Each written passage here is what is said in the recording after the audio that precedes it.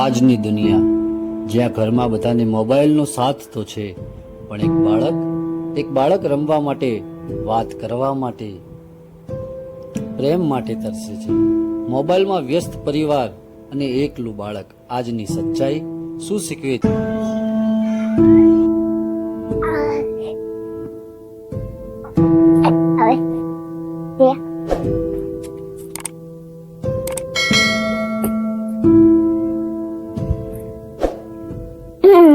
તો રમતા રમતા બોલ થઈ ગઈ છે ને દાદા જોડ થઈ તો કે રમે માજો દાદા માજો બોલ થી રમો ને બેટા હું મારા ફોનમાં બહુ જ કામમાં છું. જા તું જઈ તારી મમ્મીને કે તારી મમ્મી તારી પાસે રહે. મમ્મી તું મારા જોડ રમ ને બા જોડે રમો. બા મારા જોડ રમ ને બેટા તું છે ને કાકાને કેમ મારા દીકરા હું ફોન જોઉં છું. કાકા મારા જોડે દડાથી રમો ને રમવા ઘડી હું આઉટલેટ પૂજા કે લઉં. આ બધા તો માજો નહીં રમતા. એક કામ કરું મારા પપ્પા જોડ જઈ પપ્પા માજો રમો ને દડાથી. તમે માજો રમો ના બેટા અત્યારે નહીં પૈ રમો. અરે જાની યાર મને કામ અમારું થોડું. હા ચલો તમે તમારું બોલ.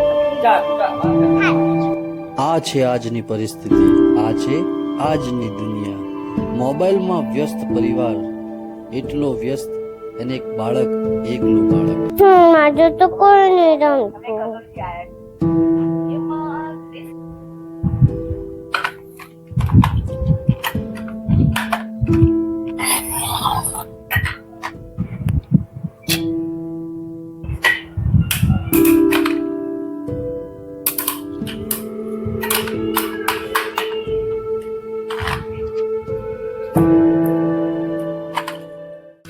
એક કામ કરું મારો હોમવર્ક પતાવી લઉં.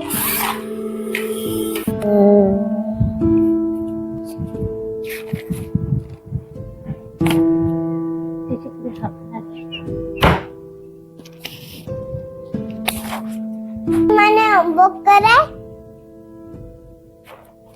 થોડી વાર રહીને કરીએ તો આપણે. મમ્મી તું મને મારું હોમવર્ક કરાવી દે. થોડી વાર રહીને કરાવું કા પછી જા કાકા જોડે જઈને કરાવી. હાલો કાકા મને મારું લેસન કરાવશો? થોડી વાર લઈને કરાવું રે હમણાં એક આ ગેમ પતી જવા દે પછી કરાવું. ના મને અત્યારે જ મારું હોમવર્ક કરાવો. અત્યારે નહીં બેટા થોડી વાર રે હું આ ગેમ રમેલું પછી તને હોમવર્ક કરાવી દઉં બસ.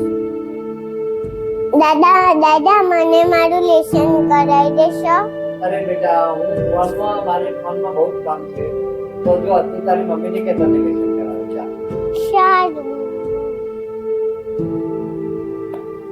હું તો મારું બધું સામાન જ કોઈને કરાવતા હું તો મૂકી દઉં. મારા માટે તો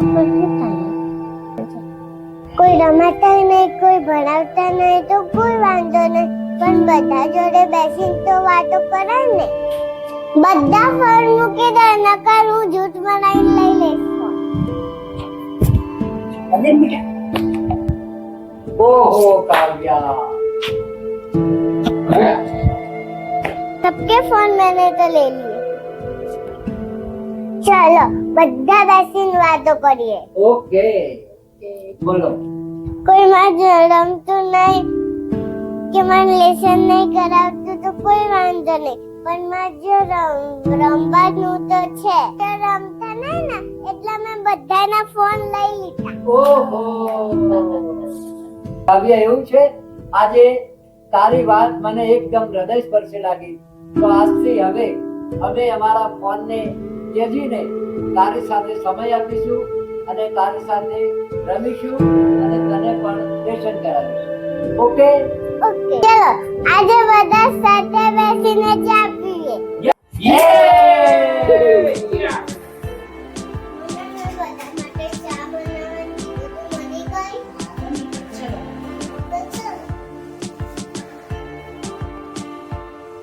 ચલો બધા ચા પીવા. બધાને સાથે મળીને ચા પીવાની કેવી મજા આવે. સાચી વાત છે હો કાવ્યા. બધા ફોનમાં વ્યસ્ત હતા, આપણે ચા પીવાની બહુ મજા આવે સાથે જઈને. એ વાત તારી 100% સાચી વાત છે. શું ચંદન, શું ચાલે છે આજે? બસ આજે જો શાંતિ. આજે આવ્યો 9 વાગે આવ્યો સલૂનથી. અને કાવ્યા આજ તો તને લેસન કરાવવાનું રહી ગયું હતું નહીં યાર, સોરી. હમણાં થોડી વાર પછી તને લેસન કરાવી દઉં, બરાબર? હવે કોઈ વાંધો નહીં. કામકાજ કેવું છે રાજનની? નવરાત્રીની તમે કહો પપ્પા, તમારે કેવું ચાલે? મારે બહુ સરસ ચાલે છે, મારો બ્લોગ પણ બહુ સરસ ચાલે છે. સારું ચાલે છે? એમાં બહુ સારી પ્રોગ્રેસ ચાલે છે. સોસાયટીમાં સારી એવી મસ્ત નવરાત્રીની તૈયારી થઈ ગઈ છે ને. આ વખતે નવરાત્રીમાં મજા આવશે આપણે શાલિગ્રામમાં પપ્પા. હું તો ડાન્સ બી કરી. હા, ચણિયા ચોળી પહેરવાની ને ભાઈ યાર. હા. અહીંયા સરસ ગરબા ગાશે. આ વખતે કાવ્યા મસ્ત ગરબા ગાશે. કાર્ય માટે તો રોજ વ્યસ્ત હતા. હા, રેસ પોસાય છે હો કાવ્યા આ વખતે તો. મજા આવે. હમ. ચણિયા ચોળી પહેરી. ચણિયા ચોળી પહેરવાની.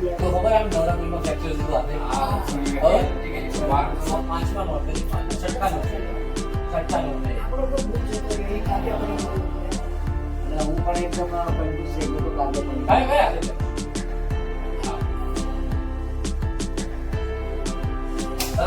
મજા આવી જો આપણે બધા સાથે જઈને ચા પીધી. તે કીધું હવે તો ખુશ ને, હવે રોડ આ રીતે બેસવું ને આપણે. મિત્રો, કાવ્યાના કલબલાટમાં આપનું શાનદાર સ્વાગત કરું છું.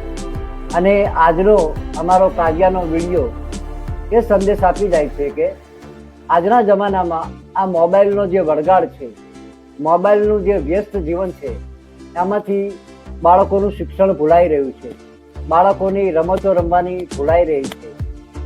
તો આ વિડીયોથી હું પણ તમને એક સિનિયર સિટીઝનના નાતે એ સંદેશ આપવા માંગુ છું કે તમે ગમે એટલો મોબાઈલનો યુઝ કરો, પણ રાત્રે 1 કલાક એવો રાખો કે તમે તમારા બાળક ઉપર એને ધ્યાન આપો, એને પૂરતી મજા આપો, એને શિક્ષણ આપો, એને રમતો રમાડો, એને વાર્તાઓ કહો. અને પારિવારિક સાથે બેસીને, સમૂહમાં બેસીને દિવસભરની ચર્ચાઓ કરો, વાર્તાલાપ કરો, ગપશપ કરો.